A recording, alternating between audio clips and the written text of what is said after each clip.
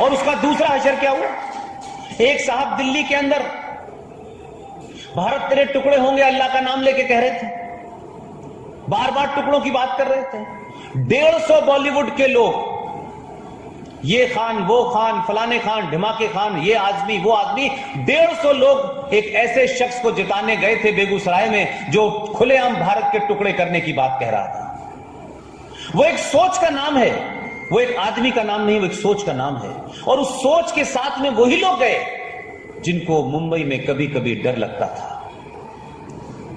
जो कुरान मजीद पढ़ के कहते तो ये थे कि हमें सिर्फ अल्लाह से डरते हम और किसी से नहीं डरते। लेकिन मोदी तो अल्लाह है ना,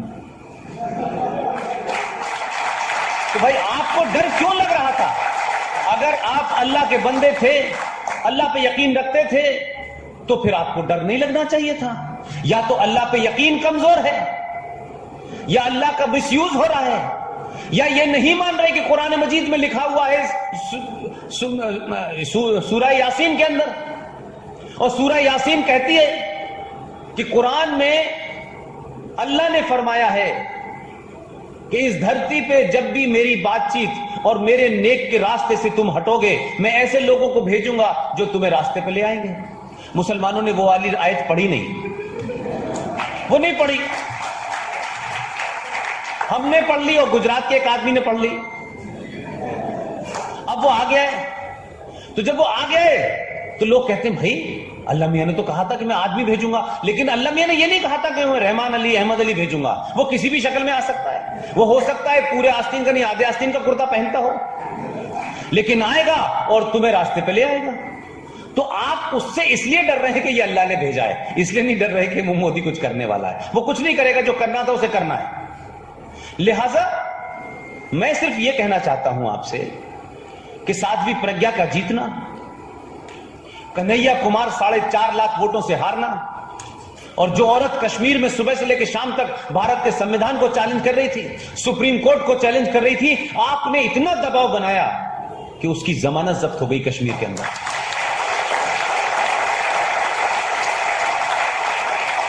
ये सारी बातें मैं इसलिए नहीं कह रहा कि इस पे आप ताली बजाएं। ताली आपके इस बात के सहमत होने का प्रकटीकरण हो सकता है। मैं इसलिए कह रहा हूं अभी बहुत लंबी लड़ाई लड़नी है, और ये हम लोग फॉर्चुनेट हैं, हम खुशकिस्मत हैं इस दौर में कि इस दौर को हम देख रहे हैं, और हमारी कोई भूमिका इतनी माने इतनी ना भी माने तो हम इस दौर को बदलते हुए देखने वाले लोगों में जिंदा हैं। हम मारिया को देख रहे हैं, डॉक्टर दत्ता साहब को देख रहे हैं, आरएसएन सिंह साहब को देख रहे हैं, जीडी बख्शी को देख रहे हैं, सुशील पंडित को देख रहे हैं, ललित अंबरदार को देख रहे हैं, गौरव आर्या को देख रहे हैं। ये यकायक देश में ऐसे नहीं निकले हैं। इनको किसी को कोई पद नहीं चाहिए, इनको कोई सत्ता का लोभ नहीं है। जब भी राष्ट्रवाद की बात होगी और इस लोभ के साथ आगे बढ़ेंगे कि मैं राष्ट्रवादी हूं, अब मुझे टिकट मिलना चाहिए, जीवन में याद रखिएगा वो राष्ट्रवादी कतई नहीं है। वही राष्ट्रवादी इस देश में होगा जिसे किसी चीज का लोभ ही नहीं होगा। मुझे बताया गया कि इस सदन में जो लोग बैठे हुए हैं ये राष्ट्रवादी लोग हैं, ये धार्मिक लोग हैं, ये किसी लालसा कुछ प्राप्त करने के लिए नहीं आए हैं, ये किसी चमत्कार की उसमें नहीं आए हैं। इसलिए शायद मैं आपसे ये बात कह पा रहा हूं। आप ध्यान रखिएगा कि जब भी सत्ता आपके पास आएगी आपको समाप्त कर देगी। सत्ता का अपना एक मिजाज होता है, सत्ता की एक अपनी मजबूरी होती है। बहुत कम बिरले लोग होते हैं कि सत्ता को अपने हाथ में रख के उसको कंट्रोल रख पाते हैं। सत्ता बड़ी जल्दी बिखेर देती है। लिहाजा राष्ट्रवाद किसी सत्ता से नहीं बंधा, किसी पार्टी से नहीं बंधा। ये देश राष्ट्रवादी होगा तो दिल्ली पे वही बैठेगा जो राष्ट्रवाद की बात करेगा, नहीं तो आप उसे उतार देंगे। ये ताकत आपने पहली बार दिखाई है। नहीं, अब तक आप खुद याद कीजिए, ऐसा नहीं होगा कि यहां जो लोग बैठे हैं उन्होंने पहली बार ही वोट दिया होगा। याद कीजिए 10 साल पहले आप किन बातों पे वोट देते थे और क्यों देते थे?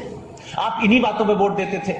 ये मेरी जाति का है, ये मेरा भाई है, ये मेरी फला पार्टी से खड़ा हुआ है। आपने इतना जबरदस्त मैंडेट दिया कि अब दूसरी पार्टियों के लोग भी कह रहे हैं कि यार कुछ भी हो, मोदी ने कुछ किया या किया नहीं हो, लेकिन इस देश के हिंदुओं की मानसिकता बदल दी है। इसी से डर है लोगों को। आपको कोई हथियार उठाने की आवश्यकता कम से कम इस वक्त नहीं है। यहां पे हथियार की तरह तर्क पैदा कीजिए। जब आप जवाब दें अपने सामने खड़े ऐसे आदमी को जो आपके सामने झूठ और फरेब कर रहा हो, तो यहां से निकला हुआ तर्क एक तीर की तरह उसमें लगना चाहिए और उसके पास कोई जवाब नहीं होना चाहिए।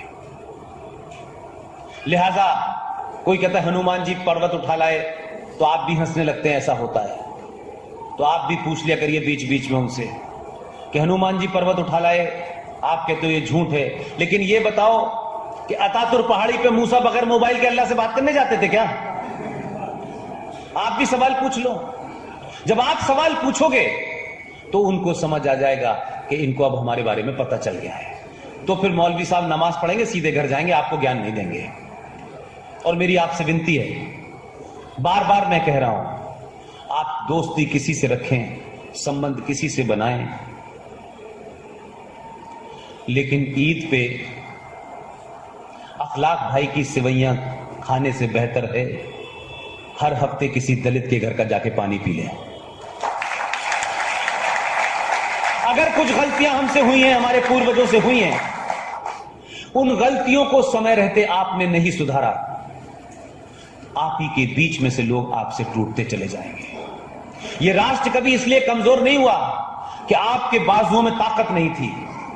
आपने अपने बाजुओं को धीरे धीरे कमजोर करके उनको अपने से अलग कर दिया। इसीलिए प्लासी की लड़ाई में जितने लोग लड़ाई लड़ रहे थे, युद्ध कर रहे थे, उससे ज्यादा लोग युद्ध देख रहे थे हाथ बांध के कि क्या परिणाम होगा। क्योंकि कुछ लोगों को आपने हथियार उठाने की परमिशन नहीं दी थी। आपने कहा छत्री है, यही हथियार उठाएगा, हम क्यों उठाएं? उसी के चलते जो गलती जब की थी वो अब मत कीजिएगा, उस गलती को सुधारिएगा, किसी को दोष मत दीजिएगा। कोई अगर कहता है तो थोड़ा सुनने की, जो भारी होता है उसको ज्यादा सुनना पड़ता है। इसीलिए आपके समाज से धीरे धीरे ऐसे वर्गों को काटा गया, उनका ब्रेन वॉश किया गया। तो साधु समाज हमारा और तमाम जितनी संगठन जो हिंदुत्व के लिए काम कर रहे थे वो कहां थे?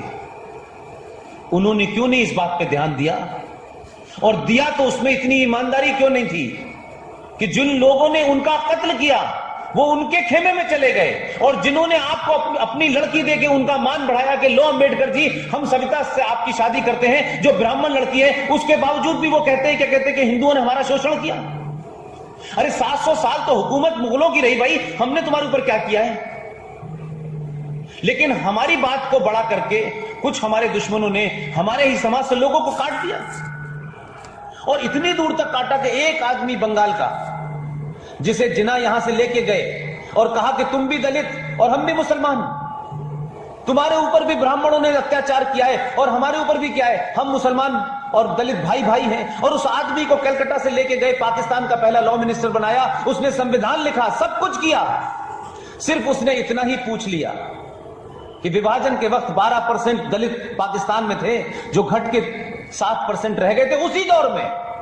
और रोज अखबार पाकिस्तान का लिखता था, आज फला लड़की के साथ रेप, आज फला लड़की का किडनैप, आज फला लड़की का मर्डर। उस आदमी का नाम था जो पाकिस्तान का पहला लॉ मिनिस्टर बना, जिसने संविधान लिखा, जो दलित था, जो दिल्ली से नहीं कलकत्ता से गया था। उसका नाम था जोगिंदर नाथ मंडल। जब जोगिंदर नाथ मंडल ने मात्र इतनी सी बात पूछी तो उस वक्त तक तो जिन्ना साहब जा चुके थे। लियाकत अली खान जो अलीगढ़ मुस्लिम यूनिवर्सिटी से पढ़ के गए थे, वो प्राइम मिनिस्टर थे, उन्होंने कहा कि जिन्ना साहब चले गए हैं, बेहतर है आप मुल्क छोड़ के चले जाएं। तो जो 1947 में पाखंड दलित मुसलमान के नाम पे हुआ, जब वो नहीं चला तो अब एक नया पाखंड निकाला गया है, जय भीम और जय मीम।